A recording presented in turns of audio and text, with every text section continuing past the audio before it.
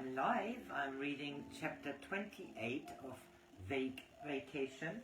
This is a book about the travel through France and Switzerland by Joan Marshall Grant. It was dedicated to her dad, to my father with love. Joan Marshall Grant was a writer of her far memories, but this one is a account of her travels with Charles, her then husband, in 1946. Chapter 28. Cable Railway. I was still in my bath when Charles announced that he was going for a brisk walk, and with commendable restraint I gave no hint that this sudden urge towards early morning exercise could have any connection with the neglect of the healing property of mineral waters. I dressed, wrote 2 letters, wondered what to do with the rest of the morning. The phone rang and Charles' voice informed me that he had walked up a neighbouring hill where he waited for me to join him. "You will find me on the terrace at the top of the téléphérique," he added. "It runs every quarter of an hour. I have a certain prejudice against cable railways, having been stuck in an Austrian one when the wind swayed the car so violently that it could not pass the next pylon. However, it was better to be frightened for a few minutes than to suffer an uphill drudge. The porter told me that after 11 the cars only left every hour, and that I must hurry to catch the one which was almost due. His directions were a little vague, and I arrived panting to find the station deserted, though an empty car was apparently waiting to ascend. A second prospective passenger arrived, a workman in blue dungarees and a beret, carrying his lunch in a paper parcel. I confided to him my dislike of aerial railways, and he produced to enforce it with local knowledge. His accent was a little difficult, but it seemed that this particular téléphérique had been built as an exercise by army personnel in course of training. I hoped fervently that they had studied their textbooks with due care. The car had 6 small seats, and I thought it would be crowded even with this number of passengers. Suddenly I realized that a queue had formed behind us. "It is fortunate that we were the first," I said, "for most of the others will have a long wait." "But no, madame, there will be room for all." Then, seeing my dismay, he added consolingly, "The car is stronger than it appears, although certainly it should already have been renewed. But we must sustain ourselves with the hope that the bottom will not fall out while we are in it." How 23 solid adults got into so small a space still remains inexplicable. I can only record the fact. My friend and I talked feverishly, and though no doubt the view was fine, I preferred the comfort of his face. A final lurch and we had arrived. To my loyal supporter I gave fulsome thanks and a packet of cigarettes, and went in search of Charles.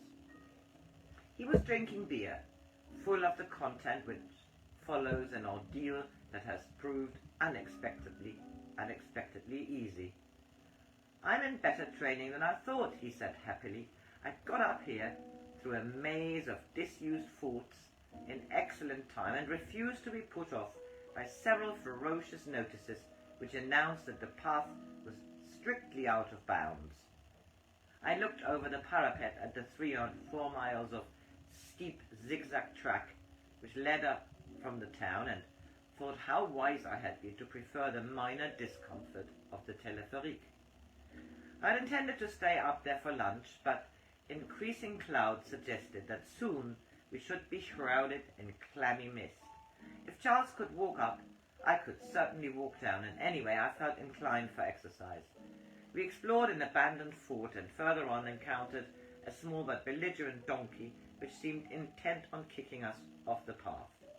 "An Irish ass," said Charles fondly. "It requires a little decent courtesy before it will accept us." I made kindly noises to it, which were received with a snarl and a show of heels, but in a couple of minutes it was inviting Charles to pull its ears. and brayed disconsolately when we left it. We kept to the path, as several notices said that the hillside was mined, an effective deterrent to shortcuts. Barracks are usually bleak, but those of the second ring of defences would have brought gloom to the most resistant heart. Vaulted roofs, dank earth floors, barred windows which looked on to the rock face would have made an effective film set for the dungeons of the Chateau d'If. At a lower level there were abandoned buildings which castellated battlements like the forts that used to deploy tin soldiers. Though Charles had passed the outer wards unchallenged, we were stopped by 2 sentries at the gateway. They tried to conceal their youth by a show of truculence, and pointed sternly at the notice which forbade entry. We made them believe we could not understand it, which was difficult, as it said "Danger de mort," surmounted by a red skull and crossbones. So we offered a packet of English cigarettes, and they gave up the effort of trying to explain that we had broken a law of the most serious by entering the Fort de la Bastille, and waved us on with smiles. After lunch we spread out our maps to decide where to go next. Further south, perhaps across country, in the direction of Avignon, and then to Albi, and northwards again, through Périgueux. We had not been mobile for 5 years since Charles was invalided, and we went back to Wales. It would be a waste of opportunity not to cover as much ground as possible in the next fortnight. If we get tired of moving every day, we can find a nice village and be lazy in the sun, I allowed. There would be olives in the Midi, or the Lot Valley might still be warm, even late in October, and if you get bored, we can look for that very haunted chateau in the Dordogne. No one can live there, so we shan't have any trouble getting in. The last suggestion was not attractive to Charles. No de-spooking, he said firmly. I refuse to look for trouble. This is definitely not a busman's holiday. I churned through the litter of maps in search of inspiration until Charles said suddenly, "What we have failed to realize, my sweet, is that we don't want the simple life. We have been cloistered in the country." "Hardly cloistered," I objected, thinking of the stream of guests which always fills the house. Circumscribed, if you prefer it," he went on. "We seldom go outside the gates. We never go to the cinema. Now we require people and more people, glamour, clamour, lights, bustle, civilization. I suggest we go to Paris and stay there for the rest of our holiday."